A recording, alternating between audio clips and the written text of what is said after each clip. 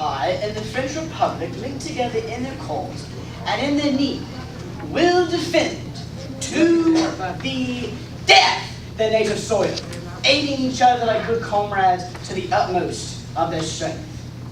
Even though large tracts of Europe and many old and famous states have fallen, all may fall to the grip of the Gestapo and all the odious apparatus of Nazi rule. We shall not flag or fail. We shall go on to the end. We shall fight in France.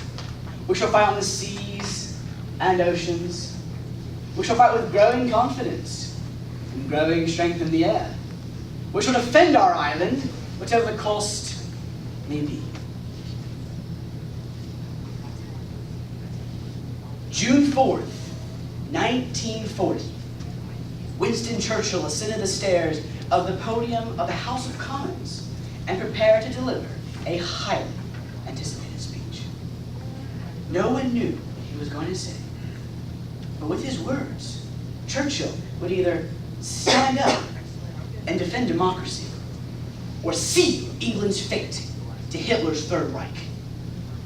As the room silenced, the world was listening.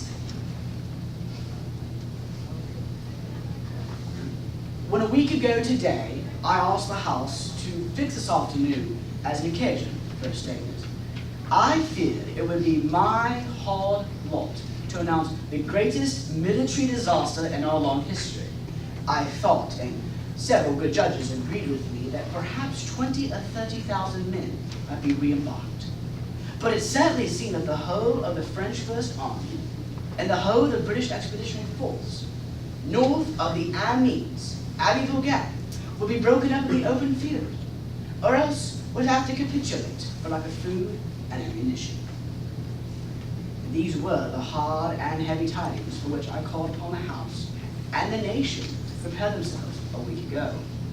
The whole root and core and brain of the British Army, on which and around which we were to build and are to build the great British armies in the late years of the war, seemed about to perish upon the field of battle, or else to be led into a starving and humiliating captivity.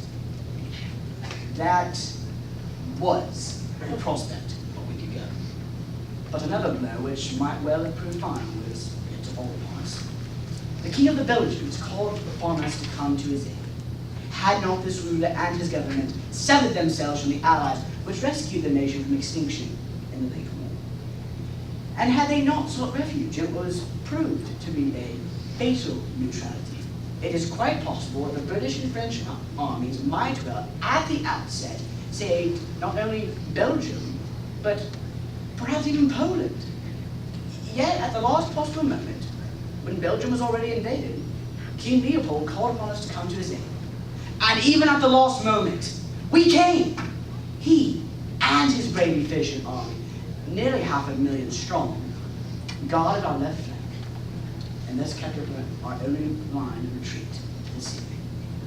Suddenly, without prior consultation, with the least possible notice, without the advice of his ministers, and upon his own personal act, he sent an emissary to the German command, surrendered his army, and exposed our whole flank and means of retreat.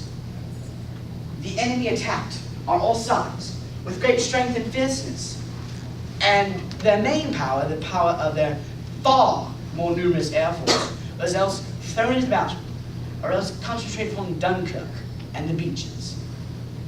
Pressing in upon the narrow exit, both from the east and from the west, the enemy began to fire with cannon upon the beaches by which alone the shipping could approach and depart. They sowed magnetic mines in the seas and channels. They sent repeated waves of hostile aircraft, sometimes more than 100 strong in one formation, to cast their bombs upon the single pillar that remained, and upon the sand dune upon which the troops had their eyes for shelter. Their U-boats, one of which was sunk, and the motor launches took their toll of the vast traffic which now began. For 4 or 5 days, an intense struggle reigned. All their armored divisions, what was left of them, together with the great masses of infantry and artillery, hurled themselves in vain upon the ever narrowing, ever contracting appenage.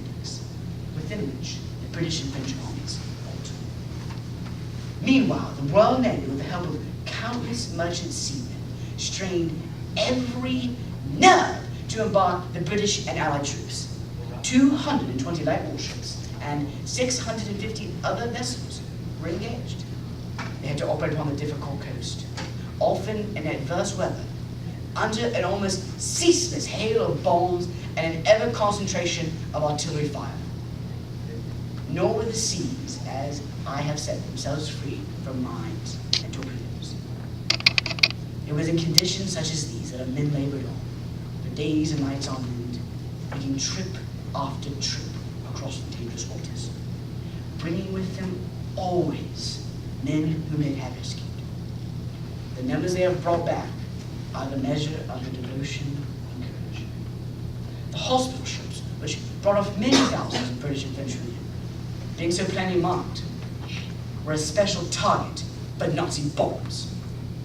But the men and women on board them never faltered in their duty.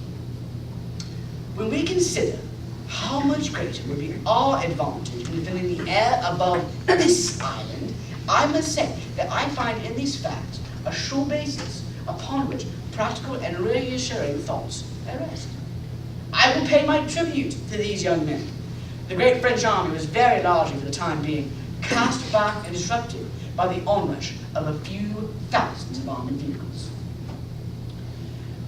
May it not also be that the cause of civilization itself would be defended by the skill and devotion of a few thousand airmen? There has never been, I suppose, in all the world, in all the history of war, such an opportunity for youth.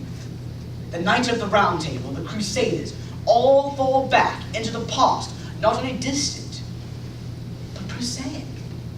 These young men going forth to guard their home and native land in all that we stand for, holding in their hands these instruments of colossal and shattering power, of whom it may be said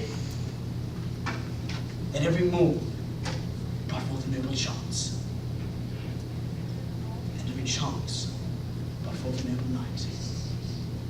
They deserve our gratitude, as do all the brave men who, in so many ways, and on so many occasions, are ready and continue ready to give life and all for the native land. Turning once again, and this time more generally to the question of invasion, I would observe there's never been a period in all these long centuries of which we boast when an absolute guarantee against invasion, still less against serious raids, could be given to our people.